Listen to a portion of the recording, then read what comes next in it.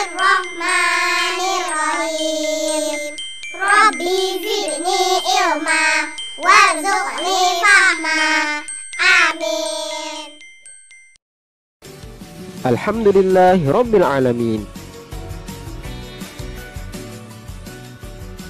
Ada makhluk gaib selain malaikat yang berada di sekitar kita. Dia adalah jin. Di antara golongan jin itu ada yang beriman dan ada pula yang kufur.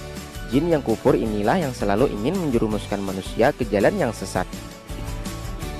Dia akan berusaha mengajak manusia untuk melakukan hal-hal tercela dan mendekatkan kepada dosa.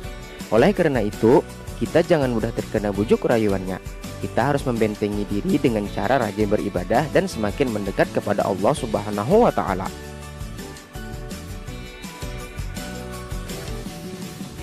Selain malaikat, ada makhluk gaib yang harus kita percayai keberadaannya. Makhluk itu mempunyai tugas yang sama dengan manusia, yaitu beribadah kepada Allah. Makhluk itu ada yang beriman dan ada juga yang kafir. Siapakah makhluk itu? Dia adalah jin. Ada juga makhluk lain yang ingkar kepada Allah. Mereka akan menjerumuskan manusia ke jalan yang sesat. Siapakah makhluk itu? Dia adalah setan. Kalian harus mempercayai keberadaan makhluk-makhluk gaib yang disebutkan dalam Al-Quran dan hadis. A. Yaitu jin. Jin berarti yang tersembunyi atau yang tertutup. Oleh karena itu, kalian tidak dapat melihat alam kehidupan mereka. Allah menciptakan jin sebelum menciptakan manusia. Jin diciptakan Allah dari api yang sangat panas. Allah berfirman dalam surah Al-Hijr ayat 26-27. وَلَقَدْ خَلَقْنَا الْإِنسَانَ مِنْ صَلْصَالٍ مِنْ حَمَإٍ مَسْنُونٍ وَالْجَانَّ خَلَقْنَاهُ مِنْ قَبْلُ مِنْ نَارِ السَّمُومِ. Artinya, dan sungguh kami telah menciptakan manusia Adam dari tanah liat kering dari lumpur hitam yang diberi bentuk, dan kami telah menciptakan jin sebelum Adam dari api yang sangat panas. Di manakah jin itu berada? Jin juga berada di alam dunia ini. Hanya mereka berada di tempat yang kalian tidak dapat melihat atau alam gaib. Adakah di antara kalian yang melihat jin? Allah yang Maha Agung berfirman sebagai berikut. Innahu yarakum huwa wa qabiluhu min haitsu la tarawnahum. Artinya, sesungguhnya dia dan pengikutnya dapat melihat kamu dari suatu tempat yang kamu tidak bisa melihat mereka. Siapa saja yang meminta bantuan kepada jin, ia pasti akan disesatkan. Misalnya, seseorang minta bantuan kepada dukun agar dirinya sembuh dari sakit. Dukun tersebut minta bantuan jin. Jin memberikan banyak persyaratan. Jika orang tersebut memenuhi syarat dari jin, berarti ia telah mentaati perintah jin. Allah berfirman sebagai berikut. Wa annahu kana rijalun minal insi ya'udzuuna birijalin minal jinni fazaduhum rahaqa.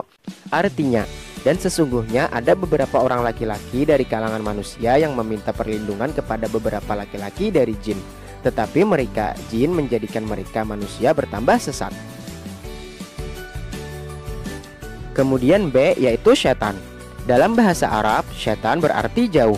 Maksudnya jauh dari petunjuk Allah atau tersesat.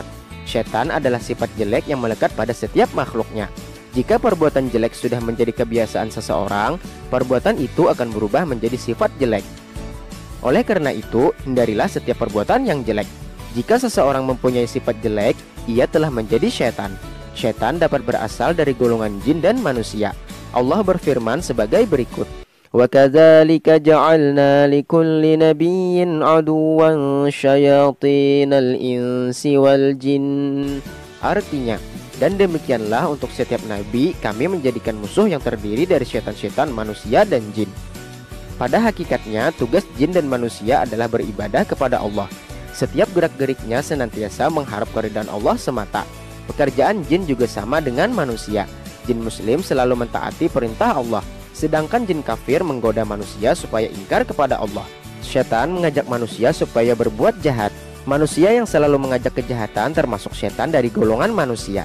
Mereka mengajak kejahatan dengan cara merayu. Setan dari golongan jin mengajak kejahatan dengan cara membisikkan jahat dalam hati manusia. Manusia yang tidak beriman atau tipis imannya akan mudah tergoda oleh bujukan atau rayuan setan. Setan beserta teman-temannya akan tetap menggoda manusia sampai hari kiamat. Mereka menginginkan agar manusia menjadi teman yang abadi di neraka.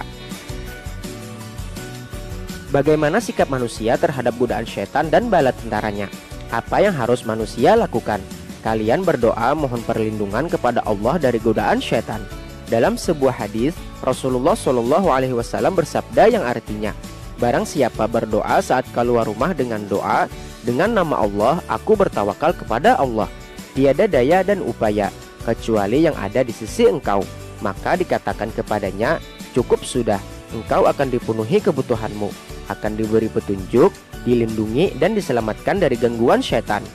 Kemudian setan berkata kepada sesamanya, bagaimana mungkin engkau dapat mengganggu orang yang telah diberi petunjuk, dipenuhi kebutuhannya dan dilindungi Allah Subhanahu wa Ta'ala. Alhamdulillahirabbil alamin. Nah anak-anak, untuk pelajaran kita kali ini cukup sampai